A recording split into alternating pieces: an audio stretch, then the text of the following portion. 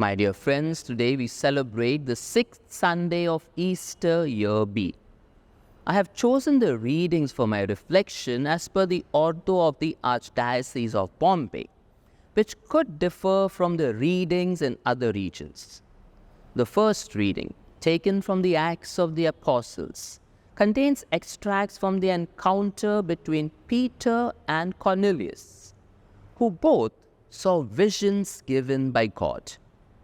The important theme of this narrative is that God doesn't show favoritism or partiality. The standard for righteousness in the past had been adherence to Jewish law. However, Peter says that he now understands that fearing God, that is having reverence for God, and doing what is right, are now the criteria by which God will judge. As Peter was speaking, God chose that moment to bestow the Holy Spirit on all, including the Gentiles. God gives the gift of the Spirit as confirmation of His intention to accept Gentiles into the church without prior conversion to the Jewish faith. The speaking in tongues is a certain sign that these Gentiles have received the gift of the Holy Spirit. Today's reading presents before us a paradigm shift in Christians' understanding regarding how wide-reaching God's favor truly is. While the Jews had always felt that God's salvation and grace were exclusive only to them, the Holy Spirit revealed to Peter that the scope of salvation transcends the Jewish boundaries. In this event and the Pentecost scene, the prophecy of Joel is fulfilled.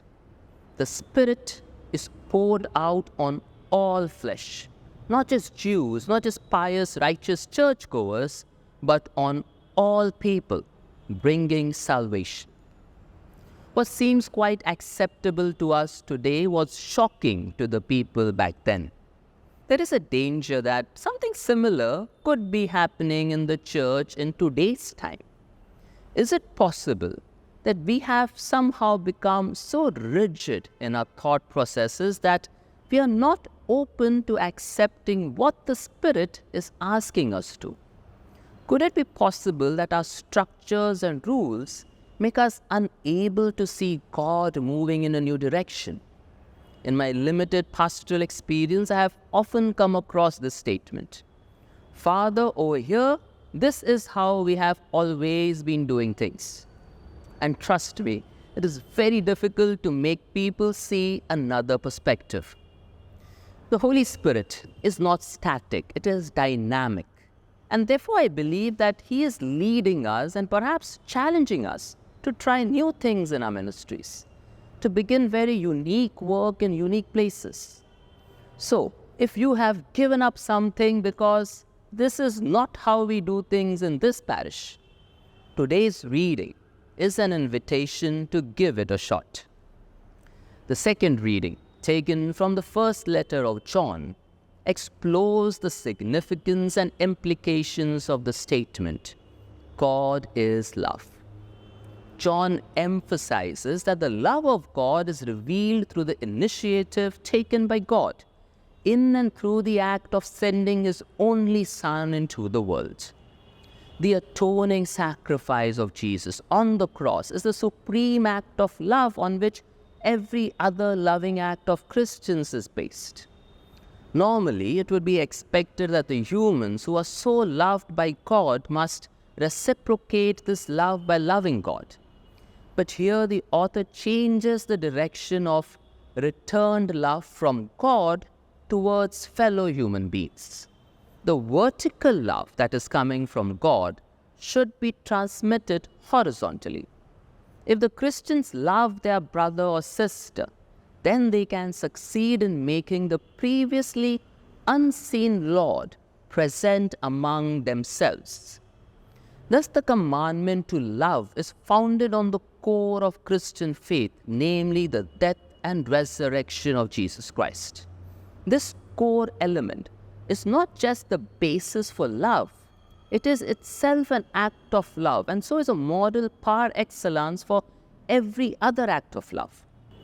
In the Gospel taken from John, we come across an extract from the text that has been called the high priestly prayer of Jesus. It is a farewell speech in anticipation of the ascension. Jesus speaks as an intercessor with words addressed directly to the Father, praying for unity and recalling the interconnectedness between the Father and the Son and his disciples. There are four major parts to this prayer. First, Jesus prays that the Father will protect his disciples. Second, Jesus prays that the disciples may experience the full measure of his joy within them. Third, Jesus prays that the disciples will be protected from the evil one. And lastly, Jesus prays that the disciples will be sanctified and set apart for ministry. The Father sent Jesus into the world to communicate the gospel. And now Jesus sends his disciples out into the world to perform this same ministry. Let's look at some of the significant themes which emerge from this prayer. From Jesus' prayer, we know what awaits true disciples of Christ: hatred from the world. That's not so surprising, as this was also the fate of Jesus. Persecution has been a part and parcel of Christianity since its origins, and it continues even today. I remember one of our theology professors telling us in class that in your ministry, if you are not facing any opposition from anyone, then you are not doing any good work. We have to remember that we have been called by God to get involved with this world. We are not meant to take the easy way out and withdraw from the world and hide away by choosing silence and non-involvement. If we choose to do that, then surely we won't have to worry about anyone hating us. But that's not Jesus' prayer for us. He says, "In the world you face persecution, but take courage. I have conquered the world." Another theme which emerges is that of the world. Jesus lived in the world but was not of the world. He lived a life and preached values contrary to what was the accepted norm. When I joined the Jesuits, we underwent the first stage of formation, that is, the novitiate. That was a time of going away from the world and the people we knew and loved to experience a deeper love which can't be experienced in this temporary world. Without making this break from the world, we cannot experience the deeper calling from God. We need to ask ourselves, what is my understanding of the world?